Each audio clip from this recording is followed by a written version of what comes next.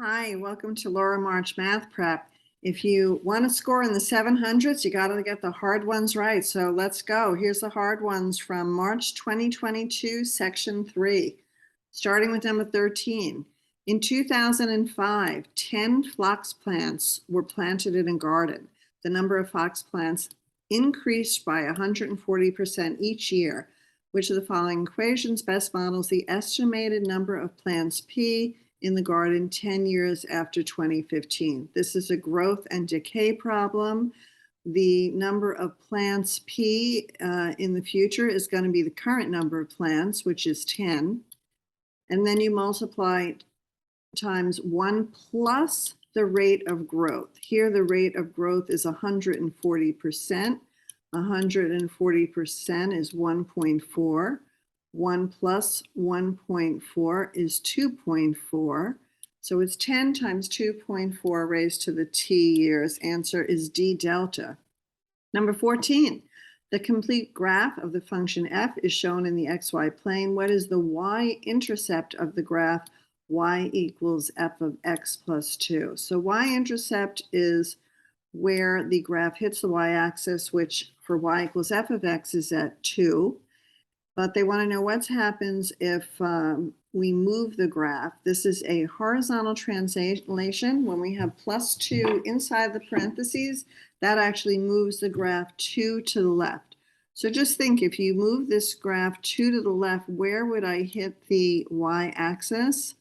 Well, this point here would move 2 to the left to here, and that would be at 3. 1, 2, 3.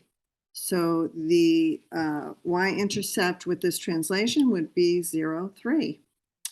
Let's look at number 15. One of the two equations in a linear system is 2x plus 2y equals 2. The system has no solution. Which equation could be the other equation in the system? If you have two lines with no solutions, that means they're parallel. They never intersect. And so always when you hear no solution, think parallel lines, and parallel lines have the same slope. So we want to put this equation in y equals mx plus b format so we can see what the slope is. So we'll subtract 2x from both sides. 2y equals 2x plus 2. We'll divide by 2. Y equals negative x plus 1. So the slope of this line is negative 1. So we have to find another line that has the slope of negative 1. And the answer is going to be D, because if we put this in y equals mx plus b format, we get 2y equals negative 2x plus 3. We divide by 2, we get y equals negative x plus 3 over 2. So because these lines have the same slope, they're parallel. And then we're going to look at the hard grid-ins, which is numbers 19 and 20. Okay, these are the hard grid-ins in section 3. We have two rectangular prisms, A and B. A is bigger than B, so I'm going to draw them here. And A has a volume of 96, and B has a volume of 12. Rectangular prism A is similar to rectangular prism B, where the longest side of rectangular prism A corresponds to the longest side of rectangular prism B. The table gives the volumes in cubic meters of the two prisms. The length of the longest side of prism A is 6, so we'll mark that 6. And they're looking for the length here of rectangular prism B. So to find volume of a prism, it's length times width times height. So 96 is 6, that's the length, times the width times the height. Divide both sides by 6, width times height is 16. And I can make the width and height 8 and 2, 16 and 1. I'm just going to make it 4 and 4. Since these are similar, that means their sides are proportional. So the sides of prism B can be called 4x, 4x, and 6x. So the volume of B is 12, which equals 6x times 4x times 4x. And 6 times 4 times 4 is 96 x cubed. So x cubed is 12 divided by 96, which is 1/8. And the cube root of 8 is 2, so x is 1/2.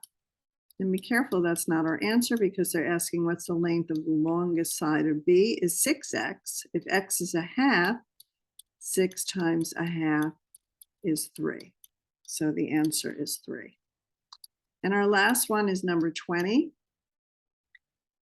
X squared minus 10x plus 14 equals 0. One solution to the given equation can be written as x equals 5 plus rad 9, where n is a constant. What is the value of n? So you can try to factor this, but you'll find you really can't factor it. And by knowing that this is the solution, it kind of clues us in that we do need to use the quadratic equation to factor. So we need to know the quadratic equation, which is x equals negative b plus or minus the square root of b squared minus 4ac, and it's all over 2a. So plugging into the quadratic equation, b is negative 10, so negative b is 10, plus or minus the square root of b squared, negative 10 squared is 100, minus 4a is 1, and c is 14. 4 times 14 is 56, and 2a is 1, so that's 2. And then we'll figure out that 100 minus 56 is 44. So this is 10 plus or minus the square root of 44 over 2.